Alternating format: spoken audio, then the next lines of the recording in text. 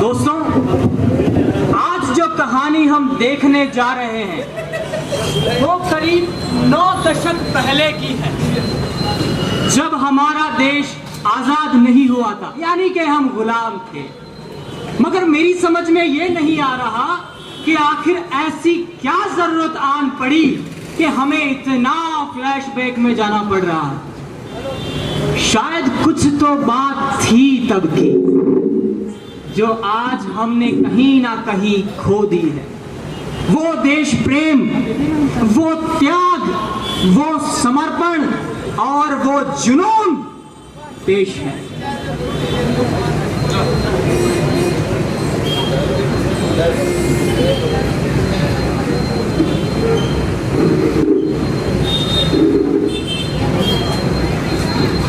साथियों, हम सब आज यहाँ एक ही कार्य, एक ही उद्देश्य के लिए इकट्ठा हुए हैं। आए हैं हम सब घर छोड़कर, सभी रिश्ते नाते तोड़कर। आए हैं हम सब अपनी मातृभूमि की सेवा में, अपना सर्वस्व न्योछावर कर देंगे। हम सभी का यहाँ पर इकट्ठे होने का एक ही उद्देश्य है, बेड़ियों से जकड़ी हुई भारत माता को आजाद कराना। मगर यह कार्य इतना आसान नहीं है। हम अपने देश को तब तक स्वतंत्र नहीं कर पाएंगे जब तक देश का एक भी नौजवान सोया हो।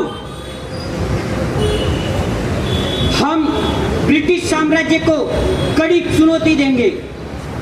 इसके लिए आपकी क्या योजना है बिस्मल जी? हमारे दल के उद्देश्य को लोग जान सके, इसके लिए पूरे प्रांत में एक ही समय, एक ही दिन हम सबको पहुंचना है। जी बिस्मल जी। राजगुरु, एक पर्चा छपवाओ जिसमें देश के सभी नागरिकों को इस क्रांति से जोड़ने की आवाज हो। परंतु बिस्मल जी, इसके लिए तो काफी धन की आवश्यकता होगी, वो हम कहाँ से लेके आएंगे? जी बिस्मल जी, हमारे दल के पास इतना धन नहीं है कि हम पूरे देश में इन बच्चों को बता सके। और इस कार्य के लिए हमें डोनेशन कौन देगा? पैसों की चिंता तुम मत करो अशफाक साहब, पैसों की व्यवस्था हो जाएगी। तुम एक्शन करो और फोकस। तो ठीक है साथियों, सरफरोशी की तमन्ना अब हमारे दिल में है। देखना है जोर कितना बाजुए का दिल में है, बाजुए का दिल में है, बाजुए का दिल में है, बाजुए का दिल में है। सन 1920 से 1925 का समय, गांधी जी के असहयोग आंदोलन के स्थगित हो जाने के बाद सचिंद्र नाथ सान्याल ने एक नया क्रांतिकारी दल का गठन किया, HRA। ये दल देश के लोगों को आजादी की क्रांति के लिए जोड़ने का काम करता था, लेकिन बिना धन के कोई भी काम कर पाना बहुत मुश्किल होता है। अरे यहाँ तो और भी मुश्किल थी, क्योंकि सारे क्रांतिकारी अपना सब कुछ छोड़कर सिर्फ और सिर्फ देश के लिए जीने आए थे। मगर ये क्या, प्रणवेश अपने हाथों में कुछ लिए कार्यालय की ओर क्यों जा रहा, जहां चंद्रशेखर आजाद और क्रांतिकारी बैठे हैं? आओ देखते हैं। जय हिंद पंडित जी। जय हिंद। क्या बात है प्रणेश, आज इतने चिंता में क्यों दिखाई दे रहे हैं? नहीं पंडित जी, ऐसी कोई बात नहीं है। आपकी इजाजत हो तो एक सवाल पूछूं पंडित जी? हाँ हाँ पूछो। मैंने सुना है आप अपने माता पिता की इकलौती संतान हैं। हाँ तुमने ठीक सुना। पंडित जी, मैंने एक बात ये भी सुनी है कि आपके घर के हालात इतने अच्छे नहीं हैं, आपके माता पिता भूखे मर रहे हैं। वो तो है पंडित जी, मैं ये कुछ रुपये लेके आया हूँ, आप इन्हें प्लीज ग्रहण कीजिए और अपने माता पिता की सेवा कीजिए। इन रुपयों के लिए मैं तुम्हारा आभार प्रकट करता हूँ, लेकिन इस समय इन रुपयों की घर को बहुत जरूरत है और ईश्वर की कृपा है कि तुम ठीक समय पर यहाँ आए हो। पर पंडित जी, मैंने पैसे आपके माता पिता के लिए दिया है, आप इन्हें जल के अंदर कैसे जल कर सकते हैं? भैया, आज देश के करोड़ों लोग भूखे से लड़ रहे हैं और मैं केवल अपने परिवार की चिंता नहीं, अभी तो पूरे देश की चिंता करता हूँ। नहीं प्रवेश नहीं, ये क्रांति की लड़ाई है और इसमें हम सुधर चुके हैं। अब हम इससे पीछे नहीं हट सकते। ठीक है आजाद।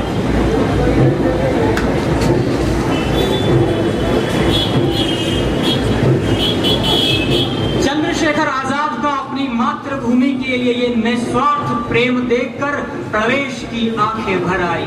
वहीं ये संवाद हमें अपने देश के लिए मर मिटने का, समर्पण का, त्याग का और देश के लिए कुछ करने की प्रेरणा देता है। आइए आगे बढ़ते हैं। इस देश में एक तरफ जहां अपनी मातृभूमि के लिए सब कुछ न्यौछावर करने वाले चंद्रशेखर आजाद जैसे क्रांतिकारी थे, वहीं दूसरी ओर देश की गरीब जनता को लूटने वाले और उन पर अत्याचार करने वाले कुछ ऐसे धनी व्यक्ति भी थे।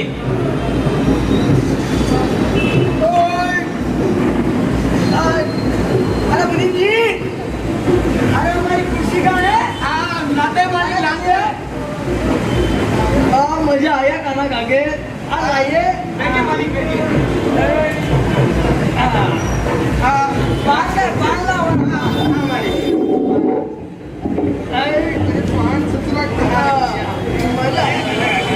अरे पान दीजिए। अरे मालिक निकाल रहे हैं, खाना क्यों दे रहे हो?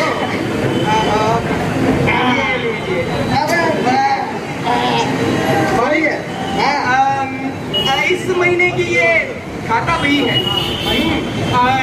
कुछ लोगों के उधार बाकी है। बताइए।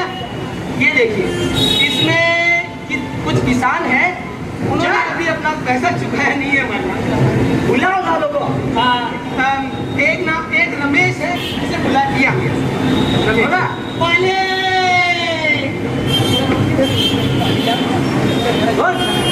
क्या है? इसका हिसाब रमेश है। रमेश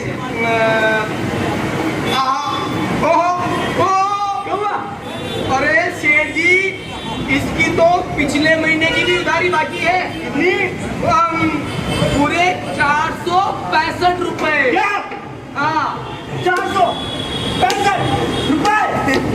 नहीं मालिक, नहीं सेठ जी, पिछले महीने तो मैंने कोई पैसे नहीं लिए। जरा ठीक से देखो ना साहब। अरे तो हम क्या झूठ बोल रहे हैं? नहीं मालिक, ऐसा अरे मूर्ख, अनपढ़ गवार, समझ में नहीं आता। देख, तेरा अंगूठा भी लगा हुआ है।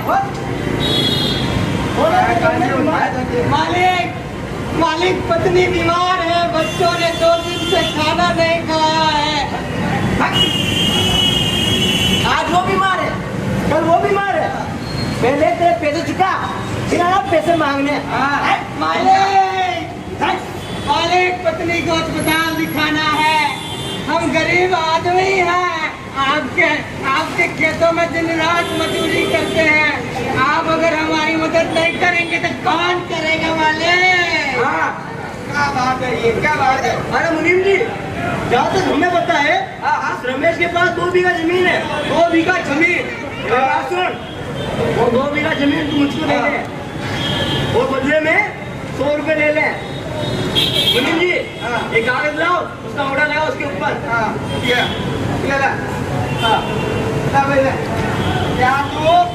क्या अंगूठा लगा?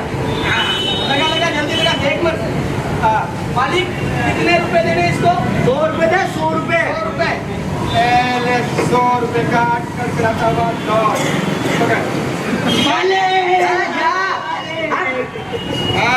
वापस में देना। भाग जा। वाह मालिक, वाह, क्या बात है, क्या बात है। बात लेनी पड़ेगी आपके दिमाग को। 5000 रुपए की जमीन 100 रुपए में खरीद ली। अरे मुनीम जी, जहाँ किसान की जमीन है ना, वहाँ पे सरकार नई रोड बनाने वाली है। अच्छा। 2 बीघा जमीन आ गई। अच्छा। 3 बीघा जमीन पहले से ही। अरे बहुत तो हो गए पूरी 5 बीघा। जी मालिक। अब तो अपनी चांदी चांदी है। जी सेठ। हाँ सुनो, हाँ। वहाँ पर अपन एक फैक्ट्री लगाएंगे अच्छा अच्छा फैक्ट्री लगाएंगे। और इसको आसाम में रख देना। हाँ ठीक है। ये भी खुश हाँ और हम भी सुखी, क्योंकि हमारा नाम भी दिलसुख है। दिलसुख क्या बात है सेठ जी, क्या बात है, बहुत बढ़िया बहुत बढ़िया। आनंद आ गया सेठ जी। दिमाग हो तो मनसुख राम की जेब का। क्या है सेठ जी आपसे कोई मिलना है। हो रहा है। नाम तो नहीं बताया, 3 आदमी हैं, दिखने में सांप मालूम होते हैं। साहब? अच्छा हाँ मुनीम जी जरा देख कर आइए। हाँ, सेठ जी जी जाइए देख कर आइए। चल चल चल चल चल। कौन है साहब? कहाँ है? और कहाँ है? एक बार अरे तो आते जा रहे हैं। हाँ कीनी नमस्कार नमस्कार। कौन है आप? हम सरकार की तरफ से आए हैं। ये हमारे दो ऑफिसर है और मैं गवर्नर साहब का सेक्रेटरी हूँ। हम सेठ दिलसुख राय से मिलना चाहते हैं। ओह, गवर्नर साहब के ऑफिस से आए। जी हाँ। आप थोड़ा सा तनिक ठहरिए, मैं अभी सेठ जी को इत्तला करके आता हूँ। वेरी। अरे सेठ जी, खड़े खड़े क्या पढ़ रहे हो? गवर्नर साहब के सेक्रेटरी आए हैं। हाँ आपसे मिलना चाहते हैं। चलिए चलिए। राम राम। राम राम। आप लोग बातें कर रहे हैं, अंदर आइए।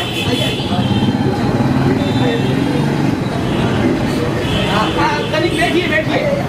बैठिए, हम भी बैठिए बैठिए। क्या बैठिए? शाबाश। हाँ हाँ हाँ बैठिए। अरे मारते खड़े हैं, पिटाइए। आप यहाँ बैठिए। अरे चंदन एक और निकाल, एक और। हाँ बोलिए बोलिए। लड़ाई में सरकार के पास धन की कमी आन पड़ी है ओहो राम राम राम। और इसी कमी को पूरा करने के लिए मुझे गवर्नर साहब ने आपके पास चंदा लेने के लिए भेजा है। अरे मालिक, आपने क्यों मदद करी? हम खुद रहे थे वहाँ पर आपकी सेवा में।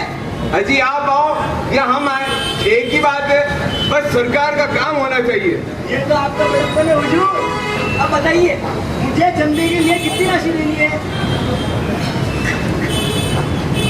इनकम टैक्स के हिसाब से आपको 15,000 रुपए लिखे गए हैं। सेठ जी 15,000। सेठ जी, आप कोई मामूली आदमी नहीं है। आप जो टैक्स चुकाते हैं उसे देखते हुए ये कोई धनराशि अधिक नहीं। और वैसे भी महामहिम गवर्नर आपसे बहुत खुश हैं। अच्छा हाँ, वो आपको राय बहादुर का खिताब देना चाहते हैं। राय बहादुर, हाँ, सरकार ने जिन धनवानों की सूची जाहिर की है उसमें एक आपका भी नाम है। अच्छा समझ लीजिए राय बहादुर की पदवी आपकी हुई। राय बहादुर। सेठ जी आपको बराए बहादुर बनने से अब कोई नहीं रोक सकता। मुनीम जी राय बहादुर मतलब मनसुख राम सेठ राय बहादुर। अरे हम राय बहादुर बन गए। खड़े खड़े क्या देख रहे हो? जाओ। अरे 15,000 रुपए ले उनका, दो फटाफट दो। अरे हम राय बहादुर बन गए। मजा आ गया। धन्यवाद, बहुत बहुत धन्यवाद। क्या किसको देना है भाई? हाँ आप में से किसको देना है? पैसा आप उनको दीजिए। ये लो।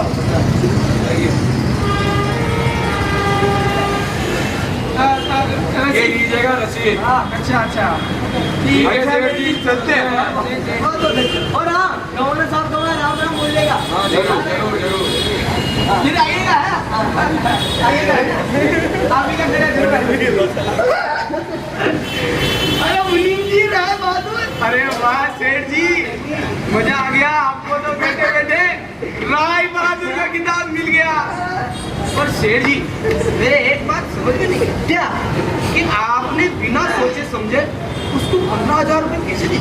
अरे मुनीम जी, सरकार भी हमारी शान को जानती है। अरे तभी तो हमको राय बहादुर की पदवी दे रही है।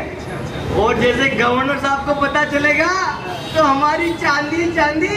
वो कैसे? अरे पदवी की पदवी। और आपको पता है जो सरकार नई रोड बनाने वाली है, अच्छा अच्छा। वहाँ पर छोटू हलवाई की दुकान है। उस दुकान को गवर्नर साहब को कहकर अपने बस में करा लेंगे। फिर लड्डू, गुलाब जामुन।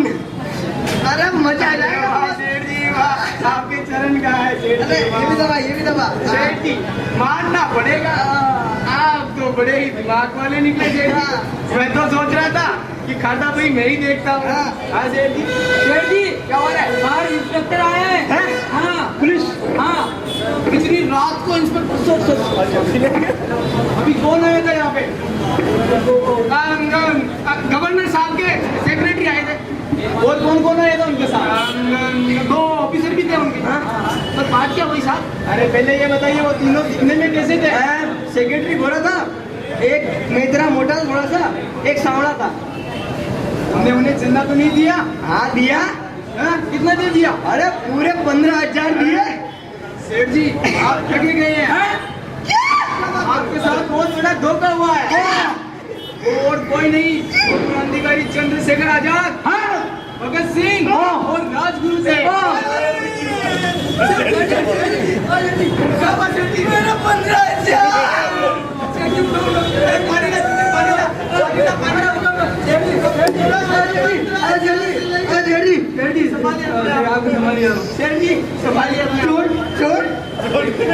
15 करोड़ उनको आपने कहा था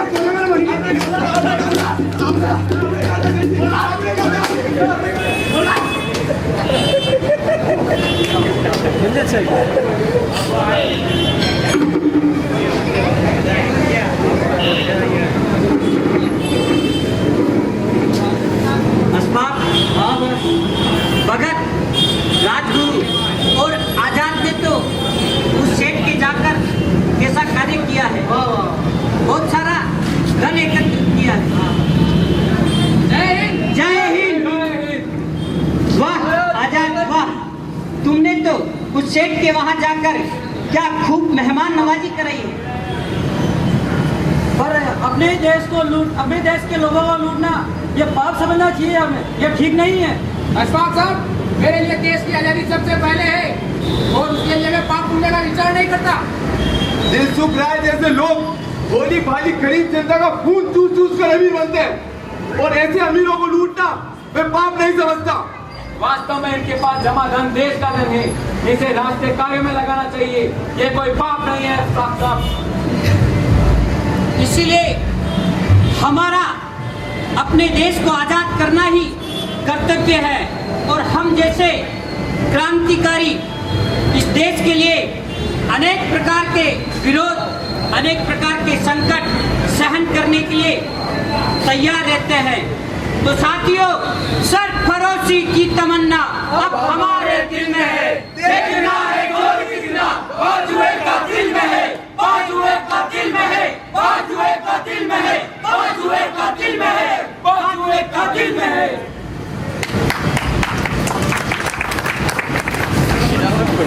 देश के लिए अपना सब कुछ त्याग देने वाले ये योद्धा, ऐसे योद्धाओं को हम नमन करते हैं जो हमें अपने देश के लिए जीने की प्रेरणा देते हैं और आह्वान करते हैं कि आओ आओ अपने राष्ट्र के लिए एक हो जाओ, मानवता के लिए एक हो जाओ और अपना निजी स्वार्थ त्याग कर राष्ट्र के बारे में विचार करो।